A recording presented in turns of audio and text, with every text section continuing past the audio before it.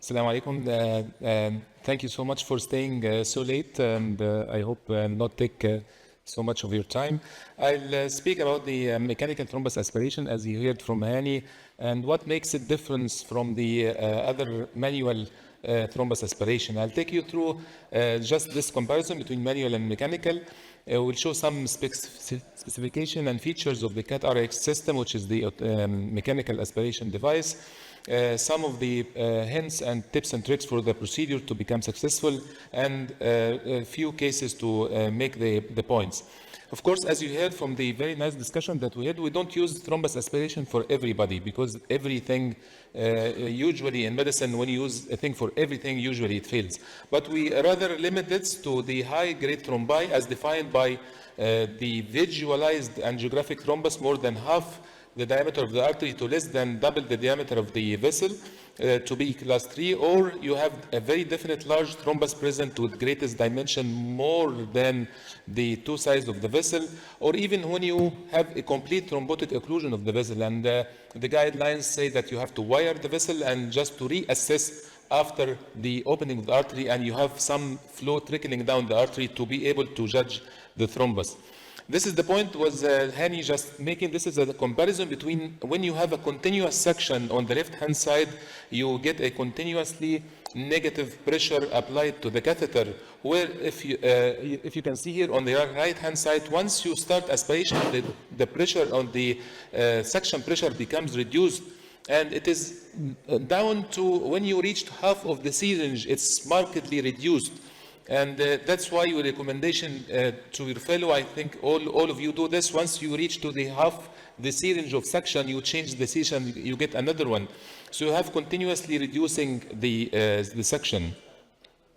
And this is how fast and how quick is the aspiration of the and sustained power of aspiration of the catheter of the mechanical aspiration, which is continuous and sustained and not interrupted by your drop of pressure as we saw in the previous. And this gives you more like 112% more aspiration efficacy compared with these manual aspiration with the syringes.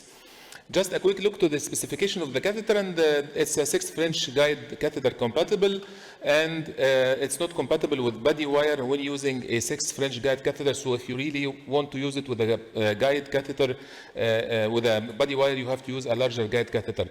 The most important thing on this slide is that the internal lumen of the catheter is 0.044 inches, like 3.35 inches. Then this is actually one of the largest catheters and lumens available for aspiration, and this makes difference in the power and efficacy of the aspiration.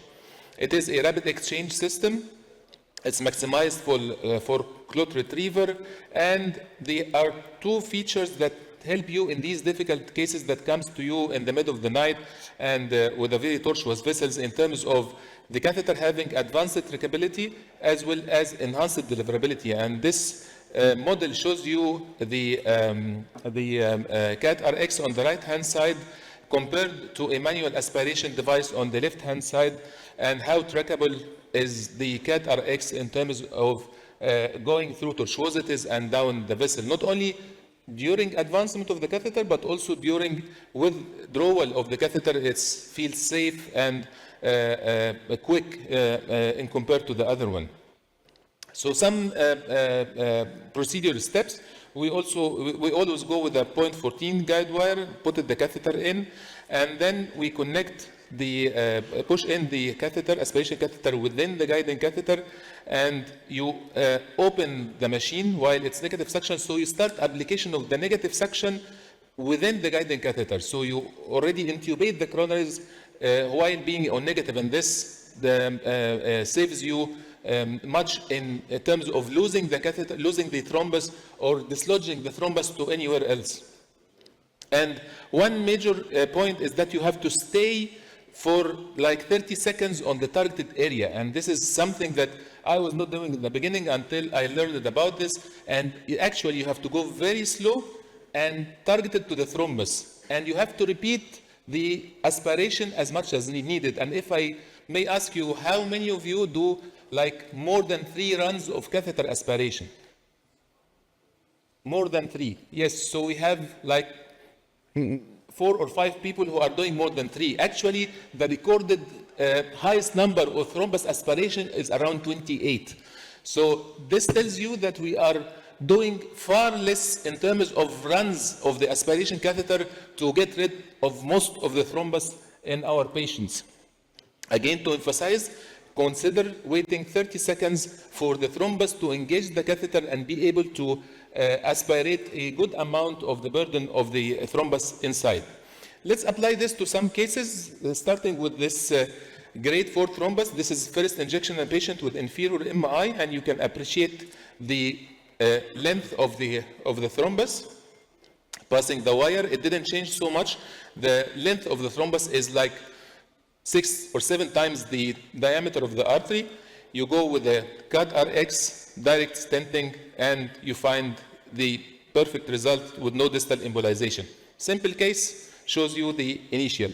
Let's go to a little bit complex case, and these are the sort of cases that I'd like, one of the cases that I'd like very much to use the case, because you have here a very tight lesion in the proximal LAD, and as you can notice, you have some spherical thrombi after the tight lesion, and this is very difficult to treat because once you open the tight lesion, the flow will take all of these thrombi downstream and cause distal embolization.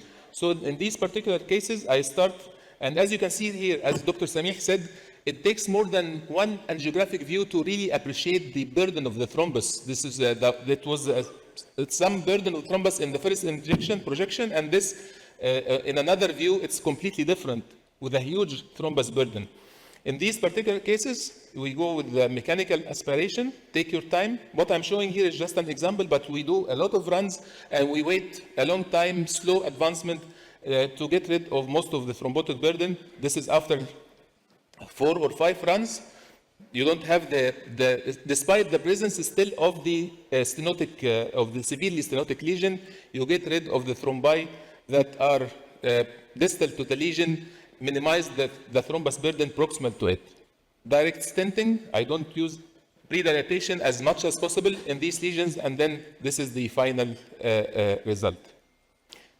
This actually case is very interesting. This patient with inferior MI, we start, as we said, with total occlusion. We pass the wire, and here you can see how huge the thrombus is, filling most of the artery down to the crux. Again, thrombus aspiration, despite the fact that this catheter, let me tell you, that's very flexible. Even you can pass it through some tight lesions without afraid that you push the thrombus, because you are continuously aspirating and sucking the thrombus. So until the mid of the artery, some runs, and you can see we are left with a proximal very tight lesion, and the thrombus is dislodged somewhere, or part of the thrombus at least is dislodged somewhere distally in the artery. This time I just decided to secure the proximal segment with a stent and then to chase the thrombus after that. So, yeah, this is here. I push the thrombus, the thrombus aspiration catheter back again within the stent, chasing the thrombus to the distal segment of the artery. As you can appreciate here, the flexibility and torqueability of the catheter within the stent to the distal part of the artery. Making some runs there. This is the run after the aspiration. And again, in another view, you will find that the PDA also is full of thrombi. You can still wire that, chase it with the thrombus aspiration down to the PDA. As long as the diameter of the vessel allows the catheter to go in, it's very flexible and pushable and trackable that you can go anywhere that you want.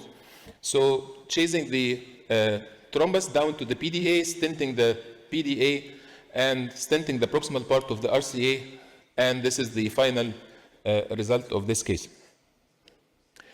Again, this is a post-stroke patient with anterior MI, and as you can appreciate, in the right coronary artery, there is also some haziness in the proximal RCA.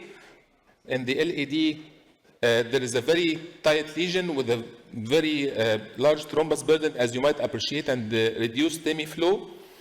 Again, the same very tight lesion, thrombi after the lesion, and this is for me an indication for mechanical thrombectomy. Take your time, slow, and stenting, and this is the flow after stenting. And because this is a post-ROSC patient, young age, I opted for the right coronary at the same sitting. I have the thrombus aspiration already open. I did some runs with the RCA, stented the RCA, and the patient recovered, and he is out of the hospital. Final case is about ostial stenting, and you can see here an anterior MI patient with already the LAD fills retrogradely from the RCA, and already you can appreciate the thrombus from the retrograde filling itself. And if you go to the left system, this is true ostial, and this is again one of the indications for me for mechanical aspiration, because otherwise you are not sure that you will lose the thrombus with manual aspiration at some point in the mouth of the guiding catheter, which might cause some cerebral emboli. Safety wire in the beginning in the LCX, and then after passing, you have a huge thrombus burden. Mechanical aspiration in different runs, stenting, and this is the final result. And you can appreciate the amount of blush grade down in the territory of the LAD.